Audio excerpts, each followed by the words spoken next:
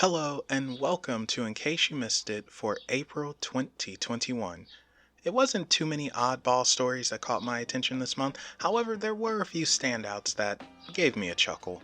So let's not waste any time and jump right into it. The first story comes to us from Colorado, where a boulder blocks Boulder Canyon Road near Boulder, Colorado, reports Boulder County Sheriff's Office. And that's the whole story. No, I'm not even joking. That's the story. I just really liked the headline and wanted to share it. Okay, so moving on to the next story, which I promise you is an actual story and more than just the headline. So many of us are familiar with the hipster and new age hippie drugged out arts festival known as Burning Man. Well, the festival for 2021 has been canceled, which is understandable considering this freaking virus is still here. Burning Man is known for being anti-corporation, anti-capitalism, with free expression being at the forefront, among other things. However, it seems that this is no longer true. You yourself can have the privilege of reserving a slot to purchase a ticket to Burning Man Festival. Yes, they give you the honor of purchasing a reservation so you can purchase a ticket to go to the festival.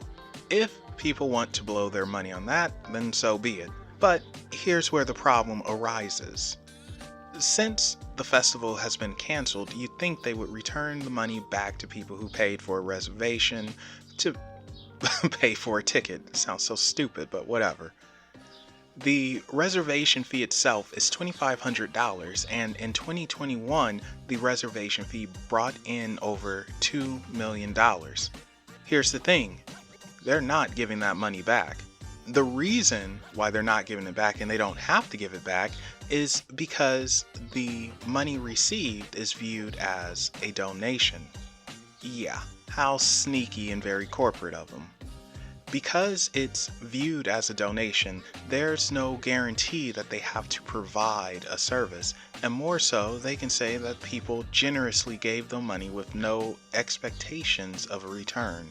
Pretty underhanded, and to me it shows they have not taken just a baby step into capitalism, but a full-on sprint. Way to go, Burning Man. Way to go. Our next story finds us sprinting to Tokyo, Japan, where Takashi Miyagawa, I know I butchered that, finds himself in hot water with at least 35 women and blah blah. Takashi would find himself arrested on charges of defrauding after several women he would date went to the police and complained. Soon, the total number of women shot up to 35. While this seems like a scumbag move, this is what makes it even more scumbaggy and somewhat impressive. Takashi was dating the 35 women all at the same time. This alone raises so many questions, such as how was he able to juggle them all? Did he sleep with all of them? And if so, how the heck did he keep it up? Like, did he learn some ancient samurai technique of the libido? Who knows? Now, two answers we do have is that Takashi would find the women through his job, of which he sold shower heads. He'd strike up a conversation and would use whatever love spell he has at his disposal to woo the women. The second answer we have is the why. Takashi did this to receive gifts from the women. Even receiving 100,000 yen, it's not as impressive as it sounds, because that is the equivalent of $935 from a woman as a birthday gift. Hopefully Takashi will be able to use that same charm on some of the guys he's about to meet during his stint behind bars, or else he'll be gifted in another way. Heading across the sea to China, we find Wang. Wang is excited because he's about to take his first ride on an airplane. Wang decided he needed a little luck, so he got some coins, wrapped them in paper, and brought them along with him for the journey from Weifang to Haikou. Well, it turns out Wang is also a moron, and I think you know where this is going. Wang, thinking it would bring luck, threw the coins into the engine of the plane. Luckily, during pre-flight inspection, workers found the coins and alerted staff. The flight was canceled due to safety concerns, and 148 angry passengers had to wait till the next morning to board a plane to their destination. But not Wang. Wang was arrested for being a moron, and now he can only look out the windows with bars as the plane he would have been on flies by. A teacher from England has been banned from teaching for 3 years. So, what does a teacher have to do to get banned from teaching for 3 years, you ask? Well, show his students the time of their life, that's what. Richard Glenn was a private school teacher who used to teach at Longridge Tower School in Berwick-upon Tweed. Oh, that just sounds pretentious, doesn't it? There was a school trip to Costa Rica where Richard got a little drunk. Or maybe a lot drunk, as he reportedly threatened a few students and exposed himself to a random woman.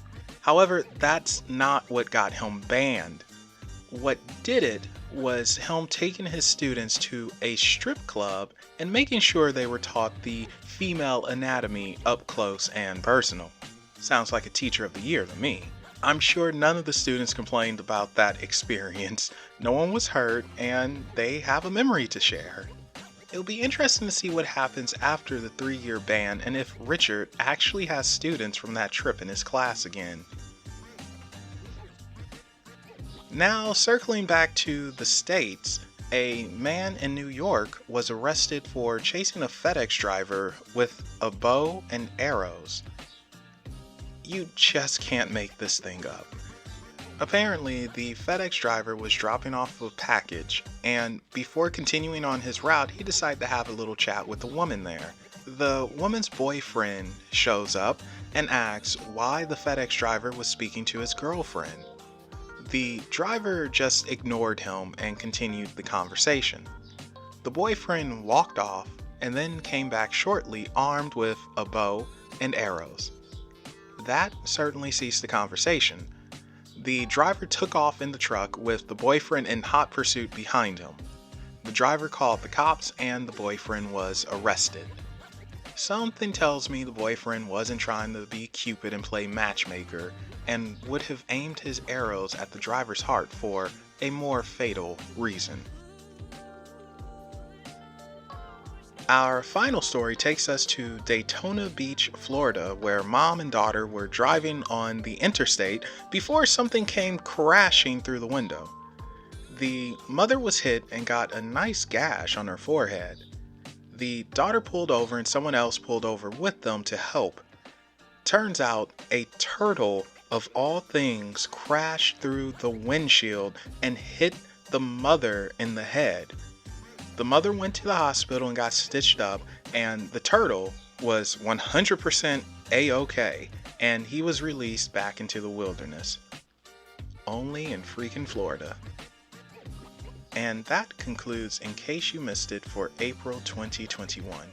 Thank you all for watching, and if you have your own offbeat stories from this month, be sure to share them with us in the comment section down below, or share them on our Facebook, Twitter, Reddit, or Instagram page, and remember to like and follow while you do so.